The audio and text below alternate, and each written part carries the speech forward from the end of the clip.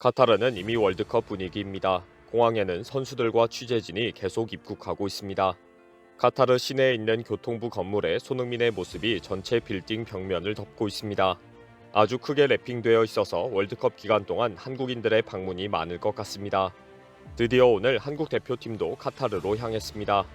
파울루 벤투 감독이 이끄는 축구 대표팀 본지는 어제 저녁 늦은 시간에 인천국제공항에 도착했습니다. 전날 발표된 최종 명단에 이름을 올린 26명 중 유럽파 8명을 제외한 18명과 추가로 발탁한 오연규, 벤투 감독, 코칭 스텝, 지원 스텝 등은 14일 오전 0시 25분에 출국했습니다. 황의조와 이강인은 이미 카타르 현지에 도착했고 황희찬, 황인범, 김민재, 이재성, 정우영 등 유럽파들이 합류하고 있습니다. 주장 손흥민은 가장 늦은 16일에 베이스 캠프에 입소합니다. 황의조와 이강인은 현지 취재진에게 컨디션 좋다, 기분이 좋다 라며 소감을 밝혔습니다. 벤투호는 오늘 오후부터 첫 훈련에 나설 예정입니다. 벤투호가 사용하는 숙소인 르 메르디앙 시티센터 도하는 카타르에서 국가대표팀이 택할 수 있는 최고의 선택지 중 하나입니다. 평소 르 메르디앙 시티센터 도하 숙박비는 평균 $300, 약 39만 원 수준이지만 월드컵 기간엔 가격이 폭등해 평균 $3,000, 약 390만 원에 달하고 있습니다. 호텔 시설이 쾌적하고 훈련장과 거리가 워낙 가까워 가히 최고의 숙소로 손꼽히고 있습니다. 10km 떨어져 있는 알 에글라라 불리는 훈련장은 총 10면의 그라운드를 갖췄고 이 중 2면을 벤투호가 사용합니다. 훈련장은 체력 단련장과 마사지, 물리치료실 등 완벽한 시설을 갖추고 있습니다. 특히 숙소는 한국의 조별리그 3경기가 열리는 에듀케이션 시티 스타디움까지 차로 20분밖에 걸리지 않습니다.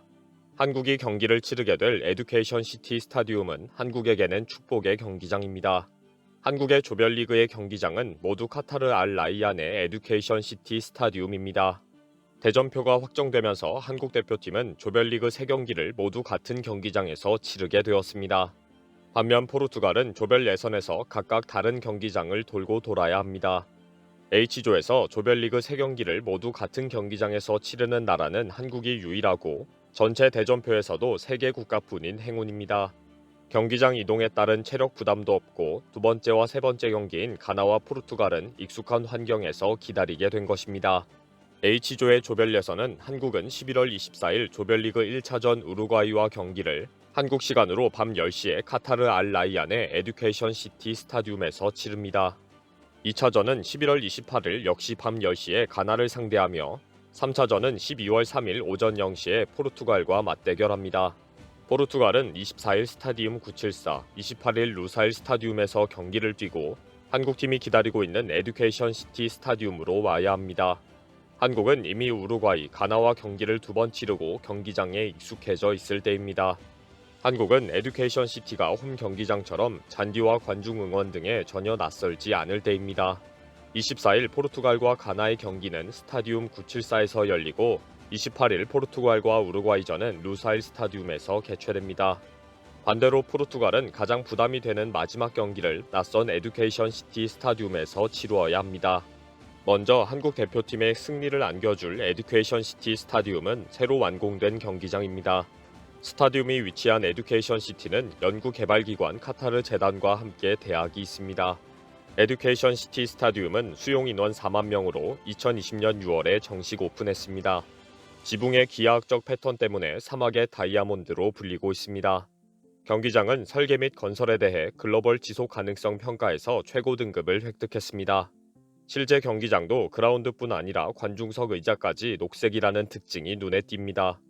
월드컵 이후에는 모듈식 상위 관중석을 제거해서 수용 인원이 2만 명으로 줄어들게 됩니다. 제거된 2만 개의 좌석은 스포츠 인프라가 부족한 국가에 기부됩니다.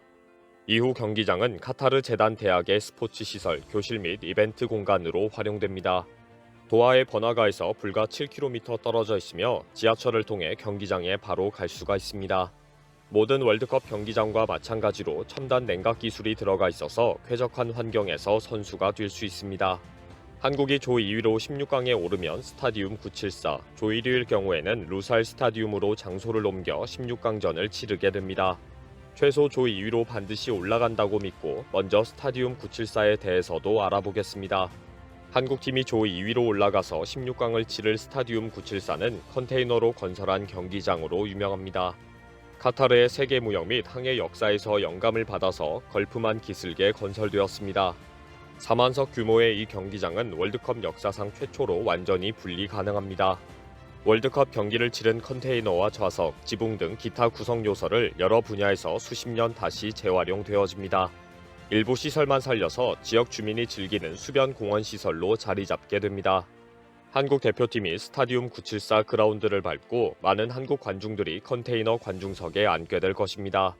현재 포르투갈과 우루과이, 가나의 실력이 만만치 않은 것은 사실입니다.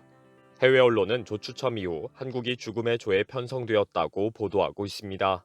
포르투갈과 우루과이, 가나 세 나라는 한국을 가장 만만한 상대로 여기고 있습니다.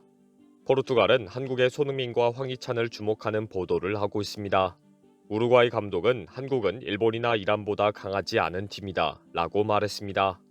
가나의 언론은 포르투갈과 우루과이에게 복수할 시간이 왔다고 큰 소리를 치고 있습니다. 가나는 2010년 월드컵에서 연장 120분 혈전에서 수아레즈의 우루과이에게 패하면서 4강 진출이 좌절되었습니다. 2014년 월드컵에서는 포르투갈과 맞붙어 승점 1점 차로 대회에서 탈락한 기억이 있습니다. 카타르 월드컵 경기장에서 가장 큰 화제가 된 경기장은 알 자누브 경기장입니다. 이 경기장은 동대문 디자인 플라자를 설계한 세계적인 건축가인 자하 하디드가 설계를 한 것입니다. 자하 하디드는 건축계의 노벨상인 프리츠커상을 수상한 건축가로 놀라운 건축물을 선보여 왔습니다. 알 자누브 경기장이 위치한 지역은 다이빙과 낚시의 중심지이기에 전통 보트인 다우의 영감을 얻은 디자인으로 알려졌습니다. 그런데 이 경기장의 지붕은 완전히 접을 수가 있는 형태인데 이것이 여성의 신체 부위를 나타낸다고 해서 반발이 심각했습니다. 그러자 당시 자하 하디드가 인터뷰를 통해 심한 욕설까지 하면서 상상과 왜곡이 도를 넘었다며 분노했습니다. 설계를 조금이라도 변경한다면 모두 고소하겠다고 하면서 결국 설계의 원안대로 스타디움이 완성되었습니다. 마지막으로 소개할 스타디움은 개막전과 준결승의 경기를 개최하는 알 바지트 스타디움입니다. 수용 인원 6만 명의 최고 대형 경기장으로 월드컵 기간 동안 9경기가 예정되어 있습니다. 카타르와 걸프 지역의 유목민들이 사용했던 텐트에서 이름을 따온 것입니다. 이 경기장도 월드컵 이후 부분 해체가 됩니다. 조 추첨 당시 공개된 마스코트 라이브는 텐트와 양탄자를 떠올리게 하면서 자유롭게 날아다닙니다. 아랍어로 매우 뛰어난 기술을 가진 선수라는 뜻으로 아랍 전통 의상을 입고 있습니다. 한국이 에듀케이션 시티 스타디움에서 예선전을 잘 통과하고 스타디움 974에서 열리는 16강에서 승리해서 알 바지트 스타디움에서 준결승까지 치르는 모습을 보고 싶습니다. 이번 영상은 여기서 마치겠습니다. 시청해주셔서 감사합니다.